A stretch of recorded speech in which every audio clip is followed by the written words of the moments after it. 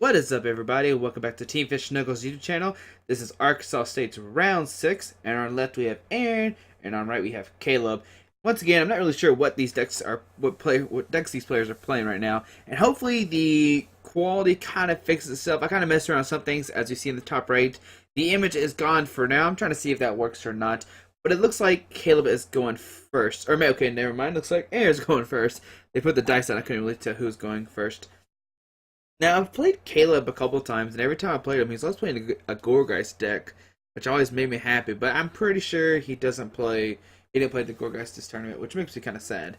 But as you see, he does have a Texas State Championship match, so I think this is a week before. Not really sure how Caleb did. And on the left, Aaron is using an old Pokemon trading card mat, which is pretty cool. I haven't seen those in a long time. But it looks like it's actually double-sided, so it would be even cooler if you let Caleb play on his mat, but maybe it's not big enough or something, or maybe it's too big. Not really sure. Maybe I should have looked forward ahead just a little bit to see when they actually start. Not really sure what the holdup is right now. Alright, here we go. Now we start. Alright, so we see a good luck handshake and everything.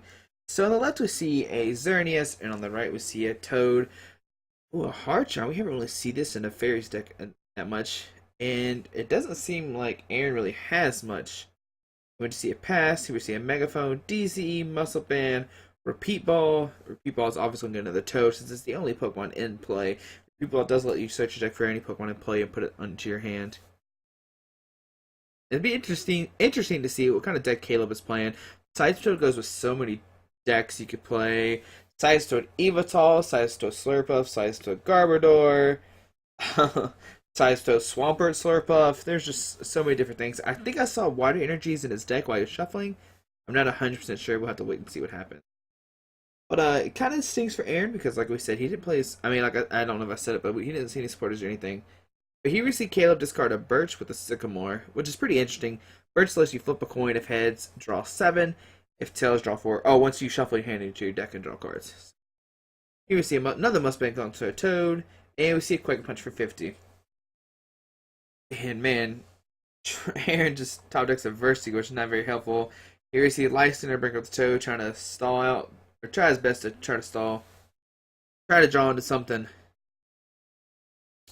Here we see a Super Scoop Up, Tails. So I guess Caleb was opting to play like a straight so deck with Scoop Ups, probably Crushing Hammers, never see Crushing Hammer. And we see a Birch here. So Caleb's all about these flipping cards. So it'll be interesting to see how many heads and tails he flips. Right now he's 1-1.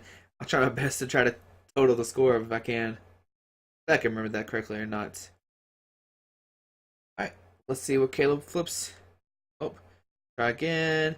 And heads. So he gets to draw 7 cards. That's really strong right there. Like a free Sycamore or Juniper without having to discard stuff. And he gets a DC off of it. Here we see a Laser. Heads, putting the Xerneas to sleep. So now he's 3-1. And we see a Quake Punch for 40 total because of the poison. So that Xerneas is up to 90, if I remember correctly. But here we see a pass, and he wakes up. Oh no, okay. It was a flip for sleep, but we see a pass. Here we see a Quake Punch, which I think it's just knocking out. Alright, so we see a dunk from Caleb there. Sadly, Trevor didn't draw into any Pokemon. He didn't even play his supporter, really, so hopefully Game 2 will be a little bit better. And we really didn't even see what Caleb played. All we saw was Seismitoad. Maybe he just plays Quad Seismitoad with Scoop Ups and stuff like that. That'd be pretty different. I haven't seen that in a little while. But I imagine if he plays Seismitoad, he's at least playing Slurpuff. But, I mean, anything can happen here in Pokemon. Now, I want to try to figure out if Aaron is playing the Gardevoir version or if he's just playing like the Florges, maybe he's on ECX. Hopefully we can see more of his deck. This is round 6. Once again, these are the higher up tables. These aren't lower tables. So both these players are doing good. There's only one round after this, so it's kind of a make or break round, probably. So from Caleb, we see a Mulligan. Nothing new we haven't seen. Nothing too crazy. Okay, so in Aaron's hand, I see an Aromatisse and a DCE. Okay, so it is a Florges version. Sorry, not version. Florges does 20 for each fairy Pokemon own the disc. I mean, in your bench spot or total in play. Sorry, not just a bench. And once again, the quality has messed up. My computer is kind of messing up here, but I kind of see what's going on. Once again, I'm really sorry. I don't know why it's doing this. Once again, I'll look into this and see what's happening. So here we see a floor just come down, so he can't get donked this turn. And he actually starts with the floor just 2, which is better than his. Might be better than his Xerneas, I'm not 100% sure. But here we see an Ultra Ball discarding a Burst Seeker and a Lysander. And what card is that? I'm not 100% sure what that card is. Is that a Yanma? Oh, okay. So, Yamega has an attack. Okay, let's think here. Sorry, there's music playing in my background. I was like, what is that noise? Yamega, I think for 3 energies, it does 50. But if you evolve at the turn before, it does 50 more to do 100. I could be wrong. I think it does 100, maybe. Let's see if I can look it up real quick while we're shuffling everything. So here we see a Fairy Energy going to the Gorgeous, and we see we just see a pass. I was gonna say we see a lead, but that didn't happen here. Alright, so on to Kaleb's turn, we see a repeat ball once again, trying to search out for another Toad. Still trying to go this Yamega real quick while everything's going on too at the same time. So we see Kaleb get another Seismitoad down with the repeat ball. Once again, I'm kind of curious what's all in his deck. And maybe it is just a straight Seismitoad deck, but here we see a DCE, turn 1 once again, and a Quake Punch for 30. Now here's the cool thing about Florges. Its first attack's called Lead, and you can search your deck for any supporter. So we see him get a Sycamore for next turn.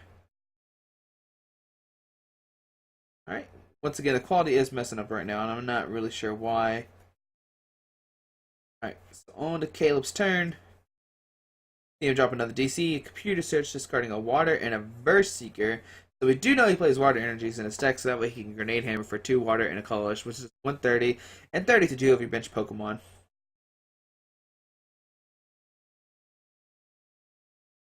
Alright, what happens? I guess Kaleb searches through his deck, kind of debating what he wants to get. Does he get in and his opponent down to stuff? Does he flip? Oh, I'm sorry about that. Does he get Birch? I think I saw a Head Ringer. Which would be pretty. I guess he could Head Ringer the Florges and make it harder for him to attack. But I think Florges needs an energy, a Fairy Energy, and a Colors. So here we see a Head Ringer go down, which Head Ringer makes it where you have to pay 1 more Colors energy to attack. So here we see a Muscle Band, got the Head Ringer on the other Florges, and just a Quick Punch for 50. And here we see Aaron drop a Spritzy and play Sycamore. Sadly, he did have the Heart Charm in his hand, which he couldn't play. Or maybe he top decked the Heart Charm, I imagined. Alright, so here we see the Yanmega come down. Once again, let me look up what Yanmega does. I almost have it pulled up. So Yanmega, it does 50 damage. If this Pokemon was on the bench and became your active Pokemon this turn, this attack does 50 more. So that way you can kind of one-shot Seismitoads and stuff, which is pretty neat tech. I haven't really seen that card played that much. But here we see a Geomancy from Aaron. So Aaron is getting set up here. Geomancy lets you attach 2 Fairy Energies to 2 of your bench Pokemon. Or 1 Fairy Energy to 2 of your bench Pokemon. Sorry about that. Kind of messed up the wording there. And we see another Yanmega come down. Here we see a Lysander bringing up the Spritzy. Kaleb saying, you're not getting Aromatisse out this game. I'm going to knock it out. That's what happens there. Now Kaleb's up 5 prizes to Aaron's 6. And we see him he drops a Spritzy, and we just see another Geomancy. And the reason why he's doing this, because he does have the Aromatisse in his hand. He doesn't want to play the Colress and not draw into the other Spritzy. I mean, have to draw into the Aromatisse. Now on to Kaleb's turn. What is he going to do here? And we see a Sycamore discarding Super Scoop Up, Zerosic, Team Flare Grunt, something else. Now Kaleb needs to get a Counter Stadium. There's the Verbank. Here's a Crushing Hammer. Doesn't seem like it flipped. Okay, looks like it hit Tails. I'm not sure if you played 2 at that time. And we see a Quick Punch for 50. Here we see Aaron get a Aromatisse out, and we see a Course, which will get him 6 cards total. Force does let you shuffle your hand into your deck, draw as many Pokemon that are on the bench total. So, alright.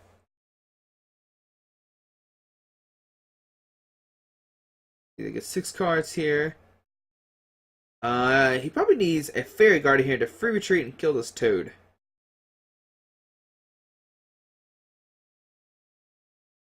What happens here? Here we see a Fairy Energy onto the Xerneas. Here we see retreat. Yamega does need 3 of these Fairy Energies to attack. Here we see Yamega use Surprise Strike for 100 damage, times 2 for weakness to knock out this Toad. Now, Kaleb's in a weird position here. I think he has all the water energies on the Seismitoad. Okay, there's a water and a DCE. So he can attach another water and actually Grenade Hammer here to knock out this Yamega. Because Yamega is not resistant to water like most grass Pokemon are. And he only has 110 HP. Here we see a Sycamore from Kaleb. Discard his hand, draw 7. We still have yet to see another Pokemon from Kaleb, so I imagine it's just a straight Seismitoad deck. Here we see another Preepog, another Toad out.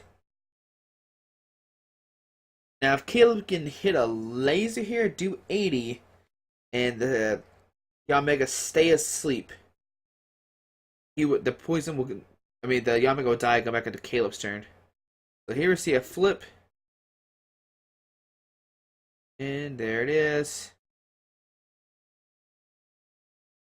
Can't really see what happened. Okay, so he flipped heads. There's a 6 right there. Alright, so here we see a Quake Punch for 80. Now the big question is, will Aaron flip for sleep or not? Okay, I didn't see it. So Tails. Now these Yamega will die, go back into Caleb's turn. Caleb's turn, sorry about that. Which is pretty crucial because now it will die from poison. Kaleb can attack another Pokemon, a new Pokemon, unless Aaron gets a Fairy Garden out in play. If he can get a Fairy Garden out, that'd be pretty cool because that way the poison will not kill him.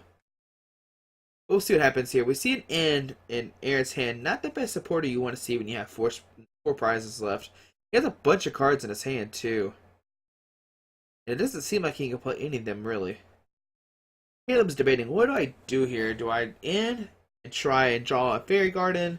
Or do I just pass and let this Yamega die? And I think doing the end here is the best play because you want to save this Yamega if you can.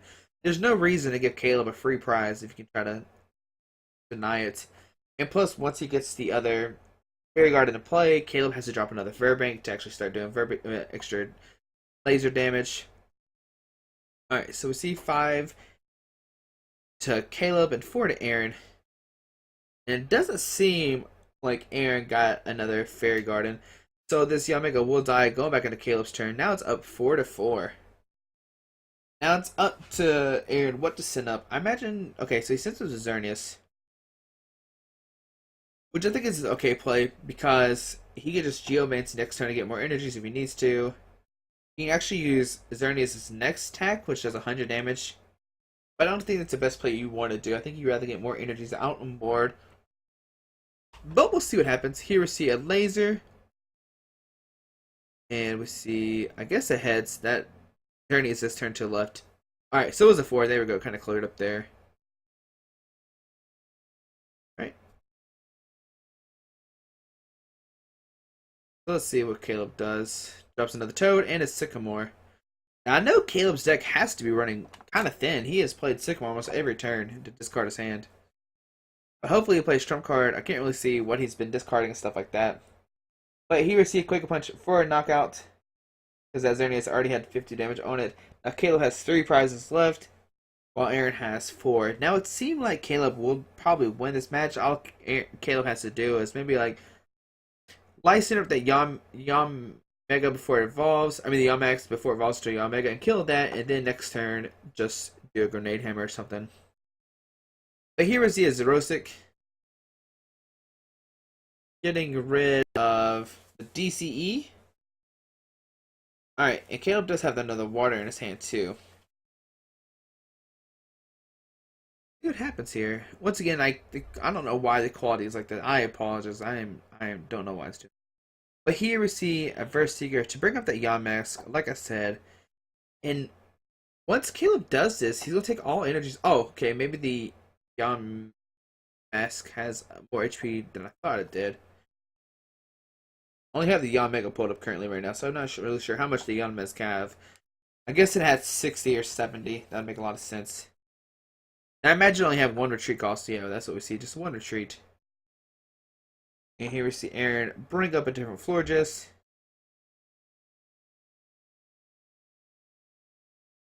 Here. And when you see a pass, kind of okay.